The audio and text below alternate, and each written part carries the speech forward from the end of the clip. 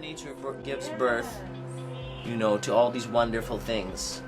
And a war is being waged against her and her offspring and her bounty in the name of some kind of male patriarchal greed system that's hell-bent on just either destroying everything or transforming everything into a synthetic, right? Everything that's in nature right now will have to be replicated or genetically modified. So we have this synthetic war against nature that's come very quickly over just a few hundred years. And the war on ganja is a big part of that. As I said before, when you take her into your body, whether you like it or not, she's going to make you question, which is probably why people call it paranoia. Because when you take Mother Nature into your body, especially a sacred teacher plant like this, it's going to make you question your synthetic existence. WISN 12 News Colleen Henry is here, and Colleen, they're actually making their pitch in a new documentary. Yeah, Craig, their argument is that America has spawned a criminal class by prosecuting pot users and creating a hopeless cycle of poverty. They believe legalizing marijuana and growing it here could transform Milwaukee's economy, taking it from Brew City to Bud City. Mary Freeman is the founder of the Milwaukee Yoga movement that brought yoga to inner city schools. All we have to do is look at who's being locked up. In Milwaukee, marijuana possession can result in either a ticket or a criminal charge. In 2011, 2,074 got tickets for pot possession. 1,543 others were charged with a crime, creating a permanent criminal record. Marijuana enforcement saps resources that could go to education, healthcare, job creation. But changing the law will require an enormous force of will. My role is to get the governor to see the need to do it. Once legal, they want Milwaukee to create an industry of urban farmers dedicated to the production of marijuana. And they want to use the proceeds to revive Milwaukee's inner city. That could revolutionize the city of Milwaukee.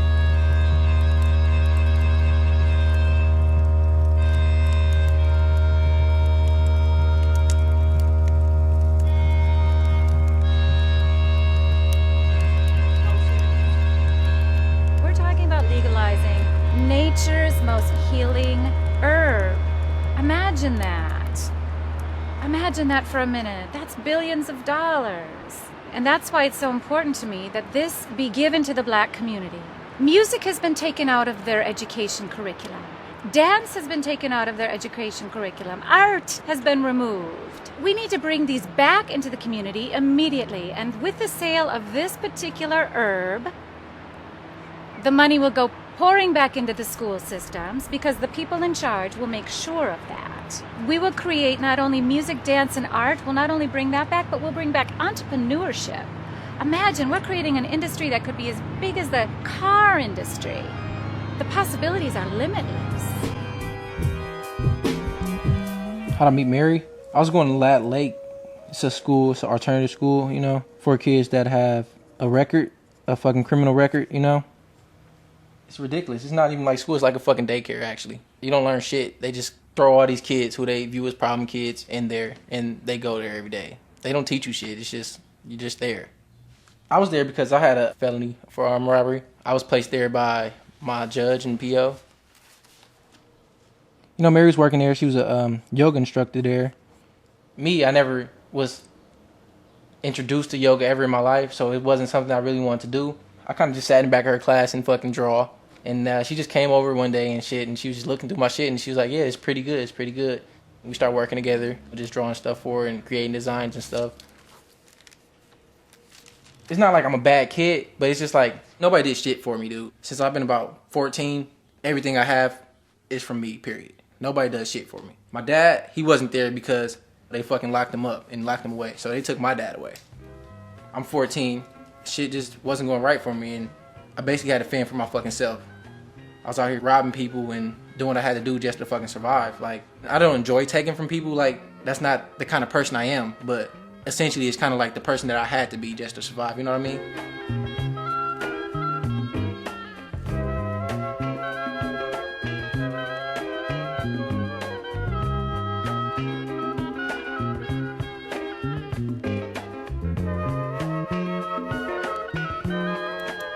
My dad is fucking very intelligent. He can grow that shit himself from start to finish. Like, he already has the skill.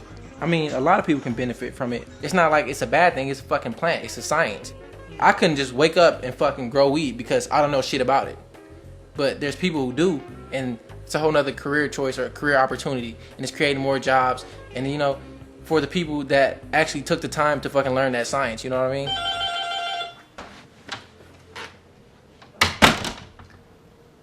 That was my dad. You know, he has 2 felonies on his record. So, since he got out of jail or whatever, it's been pretty much hard as fuck for him to get like a job because nobody wants to hire a 2-time felon. So he has to do what he has to do to survive, you know, and like, so he does what he does. I mean, if they legalize it, like, people like my dad can just have a living, like, career, you know what I mean? That's something he knows how to do. He can just fucking survive. The Controlled Substances Act set up 5 schedules that restrict access to certain drugs. Schedule 1 is the most restrictive schedule, and this includes drugs such as LSD, heroin, and marijuana. These drugs are deemed to have no medical use, high potential for abuse, and are not prescribable.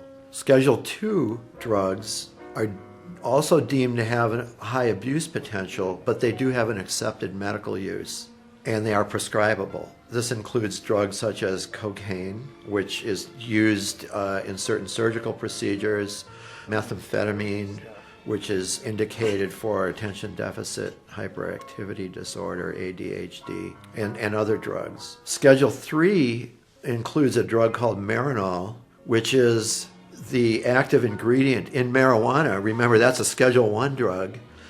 Schedule 3 is the active ingredient in a sesame oil gelatin capsule. So medicine recognizes that THC has benefits. The use of cannabis predates written language. It relieves pain. It can improve mood. It can improve appetite. It can allow people to see things in different ways. It can shift people's consciousness out of the normal waking consciousness. And this state is a valuable state, and people have been seeking it throughout human history. How many people have died from using the cannabis plant? None, to my knowledge. None. If you look at the history of cannabis laws, they go back to about the 1930s or so, and there's evidence that it was actually racially motivated.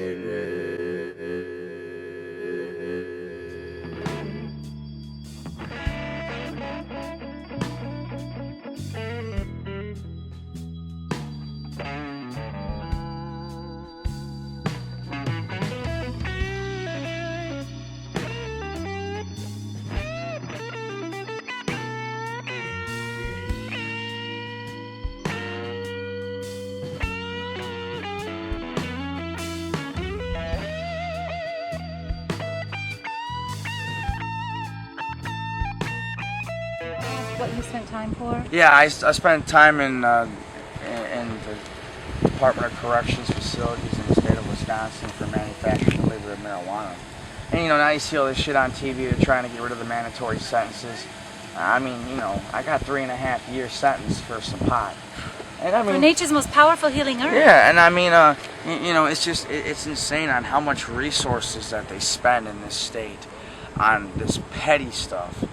When you got all these violent crimes happening, the gun control issue in Milwaukee is out of control. And, you know, they're locking people up left and right, revocating them for little shit. You used to be able to get out of high school and snag a good paying job that you could support a family with. You know, especially since Milwaukee used to be the toolbox of the world, that's no longer the case. You know, so to catch a good job nowadays that you're going to be able to support your family on, it's very difficult. And then you wonder why people hustle and commit crimes. You know, I mean, And it just, to me, I've lived in 4 different regions of the country, and there's just a major lack of opportunity up here. What do you think about legalizing the growth of the cannabis plant immediately based on racial discrimination? And then we bring the industry to the inner city of Milwaukee. We start the industry in the inner city. My big fear is that the pharmaceutical companies are going to take it. They're going to take it right out from under guys like you who have suffered. I do sales and marketing for a living, and to me, it's just another product or service. I mean, there's a need, there's a want. Look at Colorado's a perfect example. I mean, they're paying off their state debt with it. And then you're not clogging up the system with, minor nonviolent offenders. Who are just seeking a bit of peace. The war on drugs as a whole, in my opinion, is just, it's a life wrecker. It takes citizens that normally work a job, take care of their families, and so what? They smoke a little grass. Who gives a shit? And it's just, all it does is criminalize the population when they're really not out doing anything to harm anybody.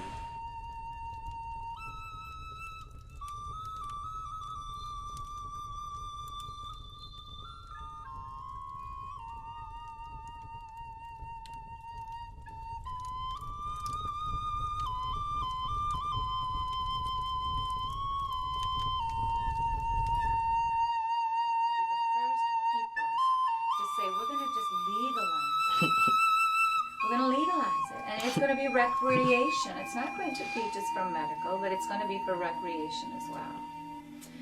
What are your thoughts on that? Marijuana is the plug in the dam. It's very small, but if it gets pulled, the whole dam's coming down. Marijuana doesn't seem like a big issue if they were to legalize it, as you say, right? Which we have no say in that. There's no vote, there's no nothing. It's in the state constitution, it's being upheld by the law, it's in the federal laws, it's illegal. And it's being persecuted. There's been a war waged on it for almost 100 years. But it still remains the #1 cash crop in the world. For it to be legalized, human beings on this planet everything would take a drastic turn for humanity. For one, the pharmaceutical companies, right? A lot of people who just suffer with normal anxiety or depression would be able to use cannabis, and they would be able to regulate it that way.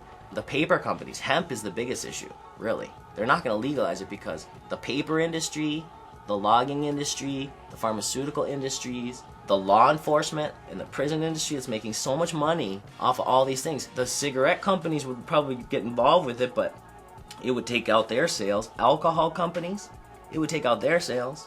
If people could sit at home and watch a movie and smoke a little bit of herb rather than have alcohol, people would. Many people would, especially if it was legal and they didn't feel it was bad. If you look at those are huge industries that get a lot of money and funding and also give a lot of money and PAC contributions to political candidates. So am I just living in a fantasy world? Well, no, I like fantasy. Like I said, I've always been about fantasy and sci-fi, and we should create this vision of it becoming free and liberated. But as far as it becoming legalized, the whole system's going to have to come down for that to happen. Then isn't it time? It's time. It's time for sure that we should be able to. What it's time for is humans should be allowed once again to work with nature as we see fit, right? I should be able to grow what I want in my yard, right? And get organic food, which is so hard to come by and so expensive. I should be able to grow a surplus of food, cannabis, and whatever else I want that comes from Mother Nature in my yard of my land, okay? That should be a God-given right. It always was. And if that was allowed, what you would see is a return to small business, a return to family, a return from the rat race. You'd see an exodus from corporate America into a more grassroots, homegrown, neighborhood, village mentality. And the economy would thrive because it would be a gift-oriented, surplus-oriented mentality.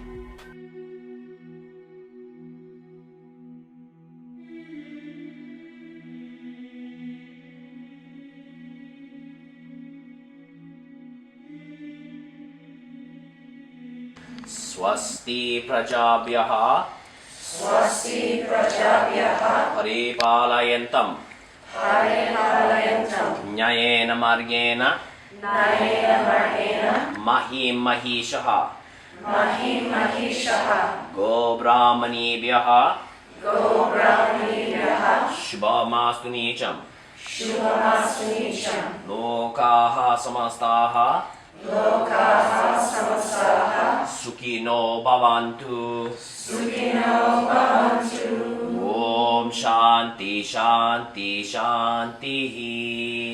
Om Shanti Shanti Shanti.